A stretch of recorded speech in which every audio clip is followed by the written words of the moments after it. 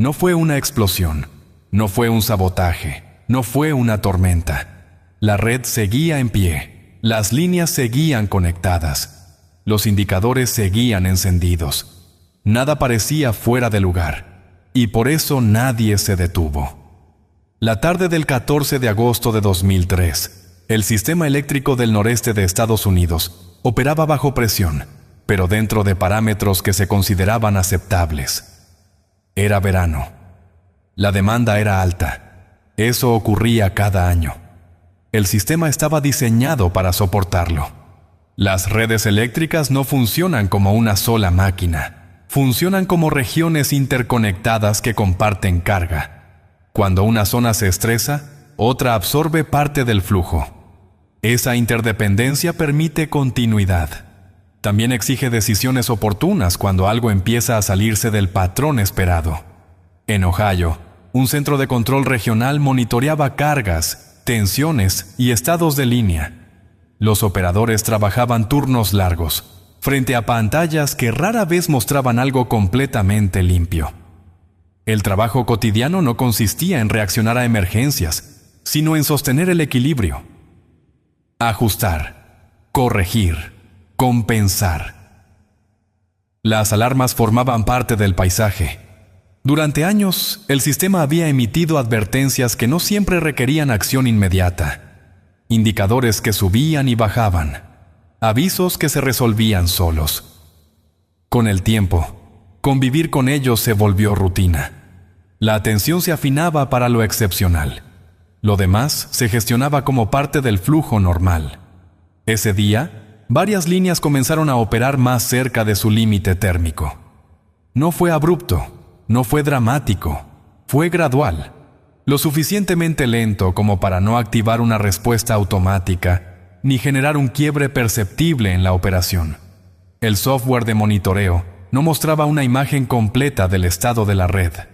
Algunas alertas no aparecían cuando correspondía. Otras llegaban con retraso. La información disponible exigía interpretación, no ofrecía una conclusión clara. En ese contexto, la experiencia previa pesaba tanto como los datos. Desde el punto de vista operativo, no hubo un evento inequívoco. Hubo continuidad. Pantallas activas, datos fluyendo, procesos que seguían su curso. La sensación dominante era que el sistema podía sostenerse, como tantas otras veces. Una de las primeras líneas se sobrecalentó. Al calentarse, se expandió. Al expandirse, se acercó al suelo. Debajo había vegetación. El contacto activó una protección automática y la línea se desconectó. Sin ruido, sin explosión. Una salida prevista por diseño.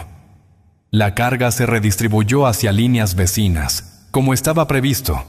Eso implicó que esas líneas trabajaran más cerca de su límite. Aún así, el sistema podía soportarlo. Nada indicaba que ese primer ajuste fuera el inicio de algo mayor. Minutos después, otra línea se desconectó. Luego, una más. Cada desconexión tenía una explicación local.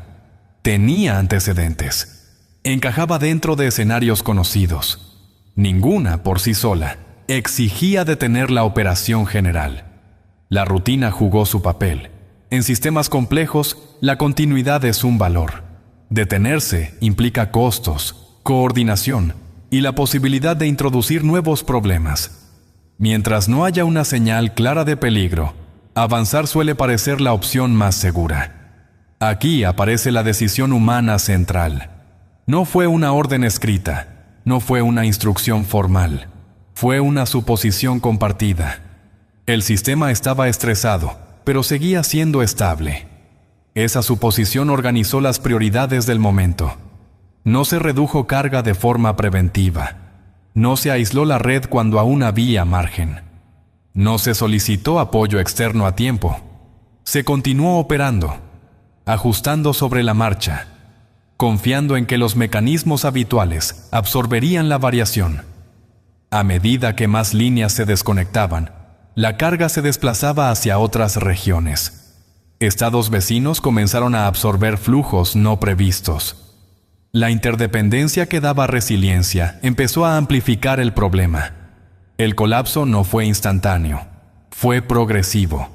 Cada desconexión aumentaba la probabilidad de la siguiente. Cada ajuste automático acercaba el sistema a un punto del que ya no era posible volver atrás.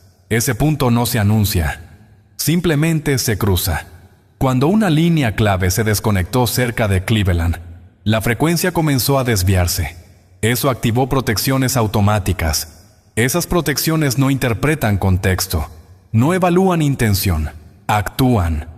La cascada fue rápida. En minutos, el fallo se propagó. Ohio, Michigan, Nueva York, Ontario. Más de 50 millones de personas perdieron energía. No fue un error aislado. Fue la acumulación de decisiones pequeñas que parecían razonables en su momento, sostenidas por la idea de que el sistema aún estaba dentro de lo normal. El impacto fue visible de inmediato. Infraestructura crítica operando con respaldo. Transporte detenido. Pero el origen no estuvo en ese instante.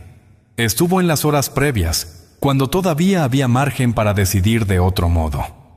Reducir carga horas antes habría evitado el colapso. Aislar la red cuando aparecieron los primeros patrones anómalos habría contenido la falla. Las alternativas existían. No se ejecutaron porque no parecían necesarias en ese momento. La información no se percibió como advertencia, sino como parte del ruido habitual del sistema. Después del apagón, se implementaron mejoras, monitoreo más robusto, protocolos más estrictos, entrenamiento adicional. Eso ocurrió después, cuando la relación entre señal y consecuencia ya era evidente. Antes del colapso, lo que hubo fue rutina. Pantallas encendidas, indicadores activos, decisiones pequeñas, repetidas, apoyadas en la experiencia de que el sistema solía resistir. El verdadero punto de quiebre no fue cuando la red se apagó. Fue cuando algo dejó de percibirse como señal y pasó a integrarse a la normalidad operativa. El sistema respondió como responden los sistemas físicos cuando se los empuja más allá de su equilibrio.